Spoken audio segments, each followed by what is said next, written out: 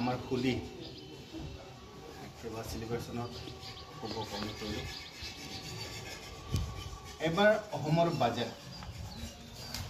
আমি সকলোৱে জানে যে অসমৰ বাজেট আমি এবাৰ কেনেকৈ সকলোৱে আমি এইটোৰ বাজেটৰ ওপৰত জনমুখী আৰু কল্যাণকামী বাজেট বুলি আমি স্বীকৃতি দিওঁ। আমাৰ অসমৰ মুখ্যমন্ত্ৰী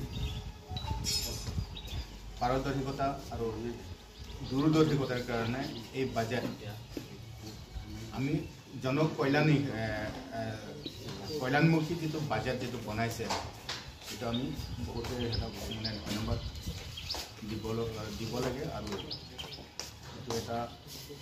আমাৰ আসামৰ জনসাধাৰণৰ কাৰণে বহুত এটা লাভালাভ পাব বুলি আমি আশা কৰোঁ। তেখেতৰ দূৰদৰ্শিতাৰ কাৰণে আৰু আমাৰ ফিনান্স মিনিষ্টাৰ অজন্তা নিয়োগ বাইদেউ যিটো বনাইছে এই বাজেটটো আমি কল্যাণমুখী যিটো বাজেট যিটো বনাইছে সেইটো বাজেটটো আমি বহুত প্ৰশংসনীয়। আৰু আমাৰ কাৰ্বি আংলং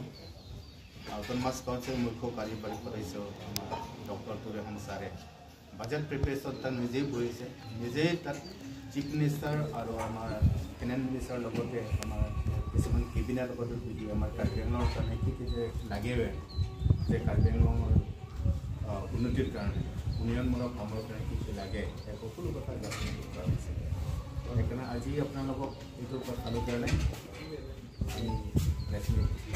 আমি মাতিছোঁ যাতে আমি ৰাইজৰ আগত সেইটো আমি অৱগত বিচাৰিছোঁ। কাৰণ অসম আমাৰ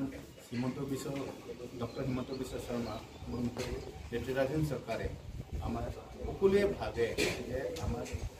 জনজাতীয়ৰ কাৰণে মাখি আইমাৰে ব্যৱহাৰ কৰে বুলি মানে বদনাম কৰে। কিন্তু প্ৰকৃততে এই বাজেটত যিটো চালে সেইটো আমি বিশ্বাস দেখাব পাৰিম। কাৰণ যিটো বাজেটত আমি দেখাইছে সেই বাজেটৰে আমি প্ৰমাণ যে আমাৰ কাৰ্বি আংলং ৰাইজৰ উন্নতিৰ কাৰণে আমাৰ বাট পথৰ পৰা আৰম্ভ কৰি শিক্ষাৰ কাৰণে তাৰপিছত ইণ্ডাষ্ট্ৰীৰ কাৰণে এই সকলো কথা ইয়াত নিহিত কৰা হৈছে। সেইকাৰণে প্ৰথমে আমাৰ যিটো দূৰদৰ্শী আমাৰ কাৰ্বি আংলং অট'নমাছ কাউন্সিলৰ মুখ্য কাৰ্যবাহী ডক্টৰ তুৰেহান মহোদয়ক আমি প্ৰশংসা কৰিবলগীয়া আছে। কাৰণ তেখেতৰ নেতৃত্বত আমি বাজেট প্ৰিপেৰেশ্যনত তেখেতে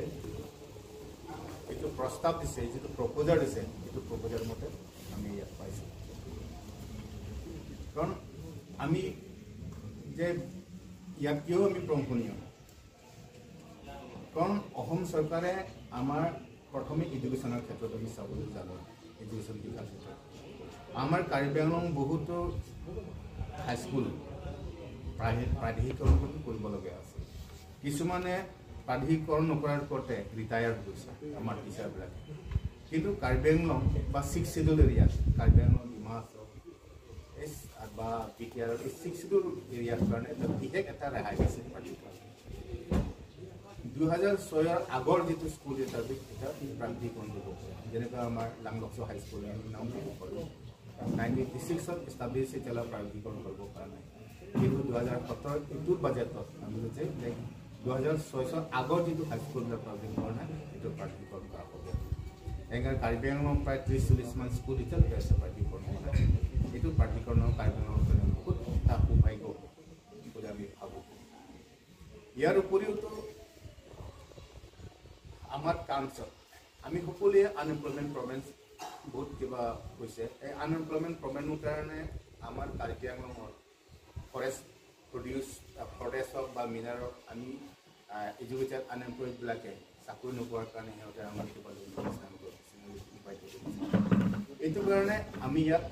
কাউন্সিলৰ আণ্ডাৰত এটা কিছুমান বাজেট ইয়াত লাভ কৰিছে।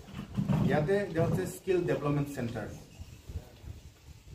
আৰু সেই সকলো কথাৰ মানে কাৰণে এটা 3032 crore ইয়াত থাকিবলগীয়া হৈছে। কাৰ্বি আংলং ডিমা হাছাও যিটো আনএমপ্লয়ড ইউথৰ কাৰণে যিটো ডেভেলপমেণ্ট স্কিল ডেভেলপমেণ্ট চেণ্টাৰ কাৰণে 3030 crore ইয়াত হ'বলগীয়া হৈছে। কাৰণ আমি স্কিল ডেভেলপমেণ্ট হোৱাৰ কাৰণে আমি কিছুমান ক্ষেত্ৰত ইণ্ডাষ্ট্ৰী হওক বা কিছুমান ক্ষেত্ৰত আমি পিছ পৰাব লৈছোঁ আৰু এমপ্লয়মেণ্টৰ কাৰণে আমি পিছ পৰাব লৈছোঁ। এই এমপ্লয়মেণ্ট যদি আমি নিজে ক'ব পাৰিলে আমাৰ কাৰ্বি আংলং চাওক কিছুমান আমাৰ লৈ পেলাই আমাৰ মিনাৰেল সম্পদ ফৰেষ্ট সম্পদ মেডিকেল স্কুল এইবিলাক এৰি আমি অল্টাৰনেটিভ যিটো আমাৰ যিটো ইনকাম চ'ৰ্চ চাকৰি বিজনেছ আমি ল'ব পাৰিম এইটো এটা বহুত ভাল খবৰ ইয়াৰ উপৰিও কাৰ্বি আংলং সদায় আমি কৈ থাকোঁ যে আমাৰ পিছ এগ্ৰিমেণ্টত আমাৰ কৃষি মহাবিদ্যালয় আৰু কিবা কৃষি মহাবিদ্যালয় আৰু সৈনিক স্কুল আৰু এটা আছিলে পশু চিকিৎসা মহাবিদ্যালয় ইয়াতে আমাৰ এবাৰ বাজেটত এবাৰ ভেটেনেৰি কলেজ কৃষি কলেজ আৰু ভেটেনেৰি কলেজ ইয়াত বাজেট ধৰা হৈছে কাৰণ সকলোৱে যে আমি কাৰ্বি আংলং যে এইটো এগ্ৰিমেণ্ট হৈছিলে কিন্তু এইটো বাজেট ধৰা নাই কিন্তু কাৰ্বি আংলং এইটো আমাৰ CM ছাৰ ডক্টৰ তুৰাহামৰ ইনিচিয়েটিভত এইবাৰটো বাজেট কৰিছে আৰু এইটো বাজেট ধৰাৰ কাৰণে আমি এষ্টাব্লিছ কৰিব পাৰিব চেল কৰিব এইটো যদি হ'লে আমাৰ ইয়াৰ ল'ৰা ছোৱালীবিলাকে আমাৰ কৃষি মহাবিদ্যালয় কৃষি কিবা এগ্ৰিকালচাৰ যোনে শিকিব বিচাৰে বহুত ল'ৰা আমাৰ কিবা শিকিব পৰা নাই সিহঁতে মানে সুবিধা পাব তাৰপিছত আমি ভেটেনেৰি কলেজত পঢ়িব পাৰিব তাৰপিছত আমাৰ শিক্ষাৰ ক্ষেত্ৰত আমি আগবাঢ়িব পাৰিম তাৰপিছত সৈনিক স্কুল যারা আছে আমার লাংগচা গছে আছিলে এটা লাংগুক যদি এইটো এবিলাক যদি আমি ইয়াতে পঢ়াব পাৰিলে আমাৰ এমপ্লয়মেণ্ট ক্ষেত্ৰতো কিছুমান মানে আমাৰ নিযোগ হ'ব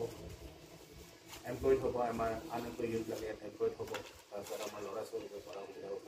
তাৰপিছত এডুকেশ্যন আমাৰ বাঢ়িব এডুকেশ্যন আৰু নিশ্চয় বাঢ়িব প্ৰেছ আজি প্ৰেছ মিট মাতা কাৰণ হৈছে এটাই কথা যে 3-4 দিনৰ আগত আমাৰ অসম এছেম্বলি আমাৰ ফাইনেন্স মিনিষ্টাৰ অজন্তা নিয়োগ বাইদেউ আপোনালোকৰ গোটেই অসম বৰ্ষৰ কাৰণে বাজেট প্লেছ কৰিছে লগতে ইন ডিটেইলছ আলোচনা হ'ল আৰু তাৰে ভিতৰত ইন ডিটেইলছ এক্সপ্লেনেশ্যন দিয়া হ'ল আমাৰ চিফ মিনিষ্টাৰ মাননীয় ডক্টৰ হিমন্ত বিশ্ব শৰ্মা ডাঙৰীয়া তেখেতে বিতংকে এই প্ৰেছ ওপৰত তেখেতে এছেম্বলি তেখেত এক্সপ্লেইন কৰিছে তাৰপিছত প্ৰেছ মিডিয়া যোগেদি আপোনালোকৰ ওচৰতো এই কথাবিলাক আপোনালোকৰ জনা হৈছে আৰু গোটেই ভাৰতবৰ্ষ আৰু বিশেষকৈ আমাৰ অসম এইবাৰ প্ৰথমবাৰ এই বাজেটখন কৃষকসকলক মহিলাসকলক ইউথসকলক আৰু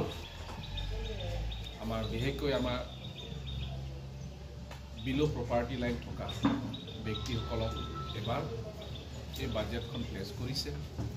তাৰে ভিতৰত আমাৰ কাৰ্বি আংলং জিলা পূব কাৰ্বি আংলং আৰু পশ্চিম কাৰ্বি আংলং উন্নতিৰ কাৰণে প্ৰথমবাৰ এবাৰ ইণ্টাৰনেল ইনফ্ৰাষ্ট্ৰাকচাৰৰ কাৰণে 621 crores এডিশ্যনেল আমাক দিয়া হৈছে ধন্যবাদ এই ধন্যবাদ দিব বিচাৰিছোঁ আপোনালোকৰ প্ৰেছ যোগেদি আজিলৈকে কোনো চিফ মিনিষ্টাৰে ইণ্টাৰনেল ইনফ্ৰাষ্ট্ৰাকচাৰৰ কাৰণে ধৰক ৰাস্তা পদূলি আজিলৈকে চুকে কোণে কাৰ্বি আংলঙত এই অৱস্থাবিলাক তাৰ আগত কিমানটো চৰকাৰ গৈছে সেই চৰকাৰবিলাকে ভালকৈ নচোৱাৰ কাৰণে আজি ভাৰতীয় জনতা পাৰ্টি চৰকাৰ অহাৰ পিছত আজি ইনফ্ৰাষ্ট্ৰাকচাৰৰ কাৰণে কোটি কোটি আজি খৰচ কৰি পেলাই আজি অসম মালা তাৰপিছত প্ৰধানমন্ত্ৰী গ্ৰামীণ সড়ক যোজনা ঠিক তেনেকুৱা নিশ্চিত তাৰপিছত আমাৰ SOPD অসম চৰকাৰৰ পৰা দিয়া সেই আঁচনিবিলাক যোগেদি আৰু কাৰ্বি আংলং অট'নমাছ কাউন্সিলৰ পৰা নিজৰ পুঁজি লৈ পেলাই যিমানটো ইনফ্ৰাষ্ট্ৰাকচাৰ ডেভেলপমেণ্ট কৰিবলৈ কাৰণে চেষ্টা কৰাৰ কাৰণে আজি এই 3-4 বছৰৰ ভিতৰত আমি আজি দেখিছোঁ বহুতো আজি ডিফু টাউনৰ পৰা লৈ পেলাই আজি কাৰ্বি আংলং চুকে কোণে গ'লেও আমি আজি ৰাস্তা পদূলিবিলাক আজি বনোৱাটো আমি দেখি পাওঁ তাৰে ভিতৰত এবাৰ আকৌ বোনাছ এক্সট্ৰা আমাক দিয়া হৈছে এই ইণ্টাৰনেল ইনফ্ৰাষ্ট্ৰাকচাৰৰ কাৰণে ইনফ্ৰাষ্ট্ৰাকচাৰখন আৰু ডেভেলপ কৰিবলৈ কাৰণে 621 crore এডিশ্যন আমাক দিয়া হৈছে। তো বন্ধুসকল, বাকী কথাবিলাক আমাৰ ভাইচ প্ৰেচিডেণ্ট সুন্দৰ সিং ৰামছা ক'ব আৰু আমাৰ মিডিয়া ডিপাৰ্টমেণ্টৰ কনভেনৰ আমাৰ বিদা সিং ৰম্পি তেখেতে ক'ব গোটেই কথাবিলাক। আপোনালোকক আজি এই প্ৰেছ মিট কিহৰ কাৰণে প্ৰেছ মিট মাতা হৈছে আৰু কি কথা লৈ পেলাই আজি প্ৰেছ মিট মাতা হৈছে সেই কথা ক'লোঁ আৰু বাকী কথাবিলাক তেখেতসকলে